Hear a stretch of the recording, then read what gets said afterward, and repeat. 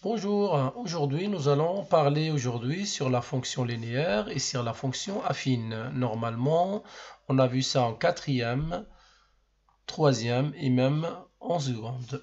Donc on démarre avec la fonction linéaire et de type f de x égale ax. Donc toutes les fonctions linéaires s'écrivent sur cette forme. Donc, mais malgré la forme générale, l'élève, il demande toujours un exemple. Je prends un exemple, f de x égale 7x. Ou bien une autre fonction, g de x égale moins 4x. Donc, la différence, c'est que les deux fonctions f de x et g de x, ce sont deux fonctions linéaires. Par contre, ici, pour la fonction f de x, le coefficient directeur a égale 7. Et pour le deuxième, le coefficient directeur a égale moins 4. Même sur la représentation graphique, donc la représentation graphique de la fonction linéaire, c'est toujours une droite. Si le coefficient directeur est positif, C il est positif, donc la représentation est une droite qui passe par l'origine, mais elle est croissante. Dans le deuxième cas, on va tracer ici, voilà, et on va essayer de donner la représentation graphique.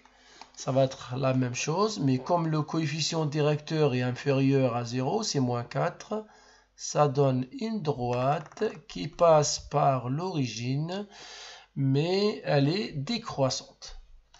Très bien, donc ici, je peux vous rajouter un autre exemple. Par exemple, v de x égale, par exemple, moins 7. La question, est-ce que v de x est une fonction linéaire? La réponse est non. La réponse est non. Pourquoi? Parce qu'il n'y a pas la variable x. Il y a moins 7 tout court. Donc, si vous voulez la représentation graphique de cette droite, cette fonction, on l'appelle une fonction constante. Donc, ça donne quoi? Ça donne tout simplement une droite ici, moins 7 chaque fois. Donc, par exemple, moins 1, moins 2, moins 3, moins 4, moins 5, moins 6, moins 7. Et ça donne une droite comme ça. Donc, on appelle ça la fonction constante. Donc, on laisse ça de côté et on va aller voir la deuxième fonction ici, la fonction affine. La fonction affine est de type f de x égale ax plus b. ax plus b. Donc, comme on a dit tout à l'heure, le a, c'est le coefficient directeur, et le b, c'est l'ordonnée à l'origine. L'ordonnée à l'origine. Très bien. Donc ici, il faut prendre aussi deux exemples comme tout à l'heure pour mieux comprendre. Je prends la première fonction f de x égale 4x moins 3. Ça, c'est une fonction affine car elle est bien écrite de type ax plus b. Et je prends encore une deuxième, par exemple, moins 4x plus 3. Ça, ici, le coefficient directeur, je vais effacer ici, c'est pas beau. Donc ici, le coefficient directeur A égale 4 et l'ordonnée à l'origine B égale moins 3.